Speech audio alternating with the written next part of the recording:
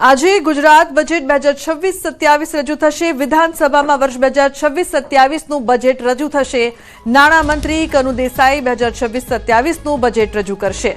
નાણામંત્રી કનુ દેસાઈ પાંચમી વાર બજેટ રજૂ કરશે। આ વખતનું બજેટ ઐતિહાસિક હોઈ શકે છે।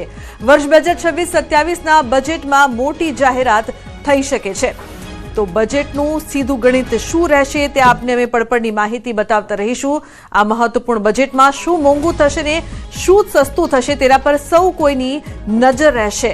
તો વિકાસનું રોકેટ હશે ગુજરાતનું બજેટ તેવું કહેવામાં આવી રહ્યું છે અને બજેટ પર સૌ કોઈની નજર પડશે કારણ કે તમારા ખિસ્સા પર તેની શું અસર થશે તે જોવાનું છે। છોટાઉદેપુર જિલ્લામાં કમોસમી વરસાદ। છોટાઉદેપુર અને પાવી જેતપુર તાલુકામાં વરસ્યો વરસાદ। સમગ્ર દિવસ દરમિયાન વાદળછાયા વાતાવરણ બાદ મોડી રાત્રે વરસાદ। તો ભારે પવન સાથે વરસેલા વરસાદથી કેરીના પાકને નુકસાનની ભીતિ।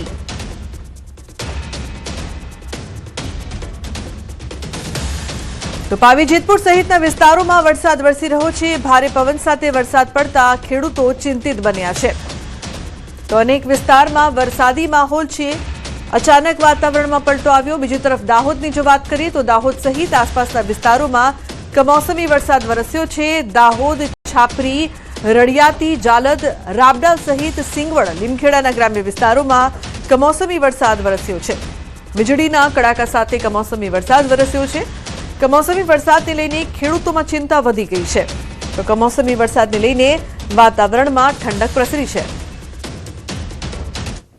સાબરકાંઠા જિલ્લામાં વહેલી સવારથી જ વાતાવરણમાં પલટો આવ્યો છે। વહેલી સવારથી વાદળછાયું વાતાવરણ સર્જાયું છે।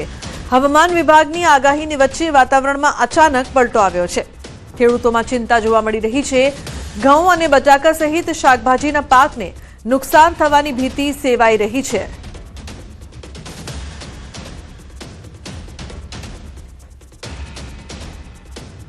તો વહેલી સવારથી વાતાવરણમાં પલટો જોવા મળી રહ્યો છે। ઉલ્લેખનીય છે કે અચાનક વાતાવરણમાં પલટો જોવા મળતા ખેડૂતો ચિંતિત।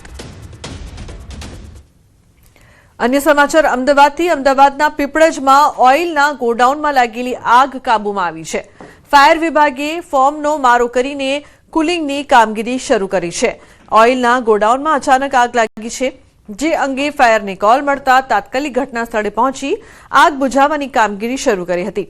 30 થી વધુ ફાયરની ગાડીઓ દ્વારા આગ પર કાબू મેળવવામાં આવ્યો છે। ऑयल गोडाउन जैसा दिखा यहाँ पे और साथ में जो प्रोसेसिंग था तो केमिकल्स भी यहाँ पे मिले।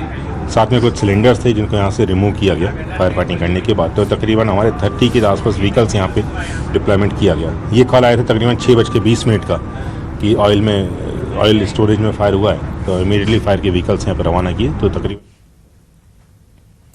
तो वापीना 5.9 किलो ड्रग्सना केसમાં મોટી સફળતા। ગુજરાત એટીએસે કેસના મુખ્ય સૂત્રધારને દબોચ્યો। यूपीથી મેહુલ ઠાકુર નામના આરોપીની ધરપકડ કરવામાં આવી છે। ગત વર્ષે ઓક્ટોબરમાં વાપી દમણમાં રેડ કરવામાં આવી હતી। વાપીના બંગલામાંથી 5.9 કિલો એમડી ડ્રગ્સ મળ્યું હતું। દમણના ફાર્મ હાઉસમાંથી ડ્રગ્સનું કારખાનું પકડાયું હતું। અગાઉ આ કેસમાં મોહન પાલીવાલ નામના આરોપીની ધરપકડ થઈ હતી જે બાદ મેહુલ ઠાકુર અને વિવેક બાલેન્દ્ર રાય નામના આરોપી વોન્ટેડ હતા। તો કીર્તિ પટેલ સામે ફરિયાદ દાખલ। મહિલા પીઆઈ સાથે બબાલ કરતા કાર્યવાહી। મૃગીકુંડમાં સ્નાન બાદ બહાર ખસેડતા બબાલ થઈ હતી। મહિલા પીઆઈને જાનથી મારી નાખવાની ધમકી આપ્યાનો પણ ઉલ્લેખ છે। મહિલા પોલીસ અધિકારીએ આંગળી બતાવીને રોફ જમાવવાનો આક્ષેપ છે। મારી પાછળ નહીં ફરવાનું કહીને કીર્તિએ પોલીસ સાથે હંગામો કર્યો હતો। પોલીસની ફરજમાં રૂકાવટ અને શાંતિ ભંગની કલમો હેઠળ ગુનો। બીએનએસની વિવિધ કલમો હેઠળ કીર્તિ પટેલ વિરુદ્ધ ગુનો નોંધાયો છે। બનાસકાંઠાના ડીસામાં અકસ્માત સર્જાયો છે। લુણપુર ગામ પાસે બે બાઇક સામસામે અથડાતા અકસ્માત સર્જાયો છે। અકસ્માતમાં 3 યુવકોના મોત નીપજ્યા છે। અકસ્માત બાદ સિવિલ હોસ્પિટલમાં લોકોના ટોળા ઉમટ્યા। તો આ સમગ્ર મામલે પોલીસે તપાસ હાથ ધરી છે। રાજકોટના ગોંડલ જૂના માર્કેટ યાર્ડમાં યુવક પર છરી વડે જીવલેણ હુમલો થયો છે। દુકાન નંબર 51માં એક અજાણ્યા શખ્સે યુવક પર હુમલો કરીને ફરાર થયો છે। ઇજાગ્રસ્ત જુસબ શાહ રફાઈ લોહીલુહાણ હાલતમાં પોતે જ હોસ્પિટલ પહોંચ્યા હતા। આ સમગ્ર ઘટના સીસીટીવીમાં કેદ થઈ છે। તેમજ ગોંડલ બી ડિવિઝન પોલીસે હુમલાખોરને પકડવા માટે તપાસ શરૂ કરી છે.